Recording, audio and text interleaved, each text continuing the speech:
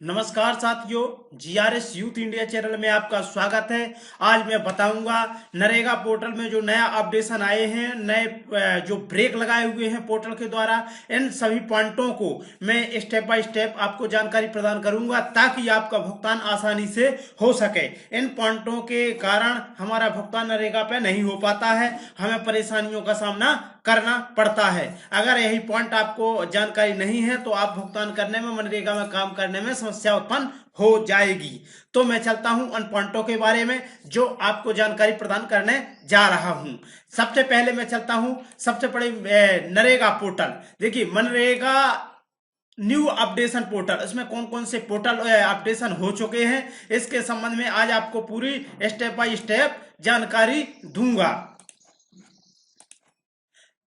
देखिए, अब भुगतान न होने का कारण समाधान हम कैसे करें कि पेमेंट हमारा होता रहे, वो बिंदु कौन कौन से हैं जिससे हमारा पेमेंट नहीं रुकेगा। इन बिंदुओं को ध्यान में रखना बहुत जरूरी है। 6 ऐसे बिंदु हैं जिनको हम अगर ध्यान नहीं रखते हैं तो हमारा नरेगा में भुगतान होने में बड़ी समस्या हो जाएगी। देखिए, पहला नंबर आता है आधार कार्ड में, मनरेगा पोर्टल में आधार कार्ड फीडिंग। अगर मनरेगा पोर्टल में हम आधार कार्ड फीडिंग एवं सत्यापन करना है, जिसका सत्यापन करना है पंचायत लॉगिन से आईडी D1 में रजिस्ट्रेशन में क्लिक करके bulk updation and Aadhaar seeding authorisation, इसमें हमको जिनके आधार कार्ड फीड नहीं है यहाँ से फीड एवं उसका सत्यापन हमको कर देना है। नंबर 1 पॉइंट हमारा एक क्लियर हो जाएगा। दूसरे नंबर पे आता है हमारा KYC एनपीसीआई करने के लिए हमें सबसे पहले ये है कि उस हितग्राही का खाता बैंक में होना चाहिए और बैंक से उसका KYC करा लेना है, जिसकी सूची हमें D1 रजिस्ट्रेशन पंचायत लॉगिन में एनपीसीआई में पर चेकर फेल्ड केस रिपोर्ट, इस ऑप्शन में हमको वो लिस्ट मिल जाएगी। तो हमें ये लिस्ट निकाल लेना है और यहाँ से उनकी KYC बैंक में जाकर एनपीसीआई करवा लेना है ताकि हमें किसी प्रकार की समस्या उत्पन्न ना हो। तीसरा नंबर आता है 60-40 का रेशियो, 60-40 का रेशियो बहुत ही अहम है, नहीं तो हमारा पेमेंट रुक जाता है और बिल हमारे फीड नहीं होते हैं और बिलों का भुगतान हमारा नहीं आता है। इसमें तो छूट रखी है कि मनरेगा में जो लेबर का पार्ट रहेगा 60 की जगह 80 हो जाता है, 90, इसमें कोई दौरा नहीं, इसमें कोई चेक नहीं लगा रहता है।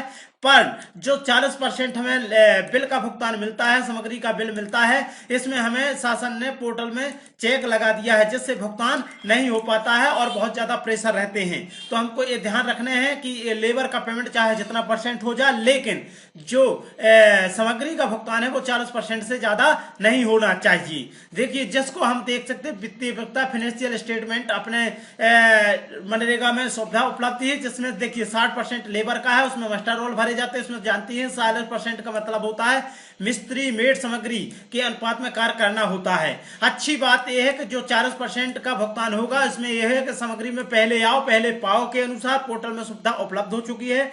जो पहले फीड होगा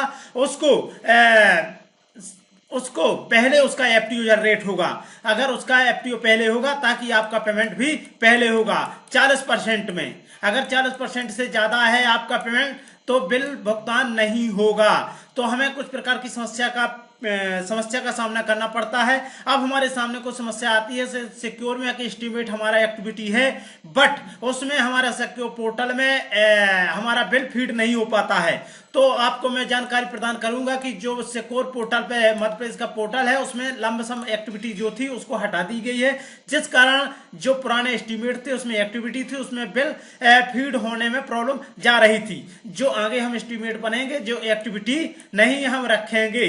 अब जो बिल फीड नहीं होते हैं, अगर ऐसी समस्या है तो आप उसको बिल फीड करते रहें और जैसे 20,000 का बिल है उसको एडिट कर अपना 20,000 का बिल का फीडिंग कर सकते हैं और भुगतान आसानी से हो जाएगा। आप देख लीजिए, हो भी सकता और नहीं भी हो सकता, ये आप एडिट करके चेक करते रहें। फिर इसके बाद आती है समस्या हमारा NMMS। इसमें यह है कि सवेरे शाम जो लेबर का मास्टर रोल है उसको सवेरे शाम हम उसकी एप्लीकेशन के थ्रू अटेंडेंस लोकेशन GPS में काम जहां है वहां लेबर की फोटो खींचेंगे, तभी हमारा मास्टर रोल फीड होगा, क्योंकि अब जो मास्टर रोल की प्रक्रिया है, अब मास्टर रोल एडिट नहीं होता है, जो वहां फोटो क्लिक होगी मतलब जियो टैगिंग होगा एनएमएस के थ्रू, वही अटेंडेंस मानी जाएगी। अब यहाँ पर लेबर का जो अभी तक मास्टर रोल जो होता था उसमें एडिट की सुविधा थी, अब यहाँ पर सारी सुविधाएं एडिट की प्रक्रिया सब बंद कर दी गई हैं, सिर्फ अब जो एनएमएस के थ्रू ही कार्य होगा।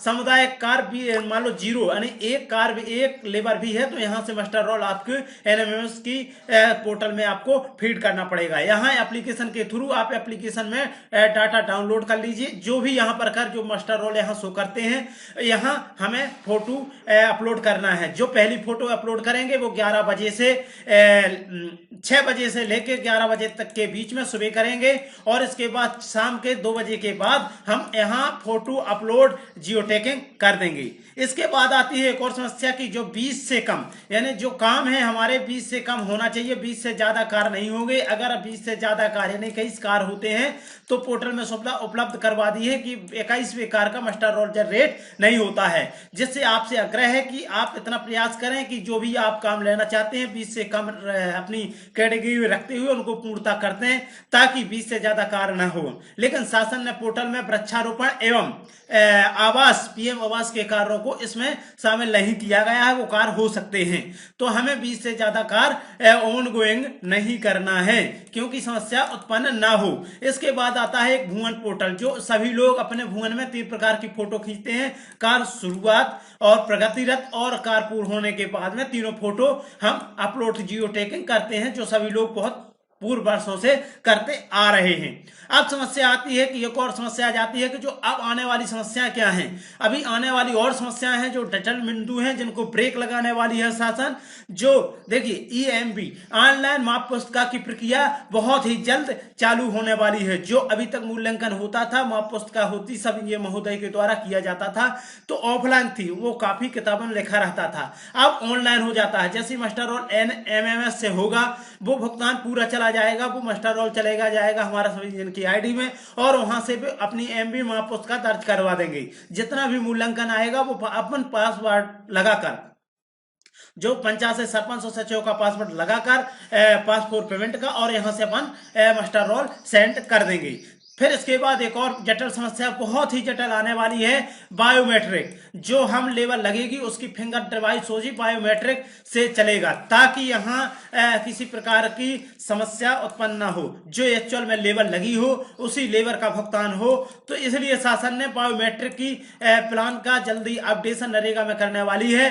तो हेलो गाइड, वीडियो मेरा आप मेरे चैनल में आप नए हैं तो मेरे चैनल को लाइक करें, सब्सक्राइब करें और बेल आइकन को दबाना ना भूलें। धन्यवाद।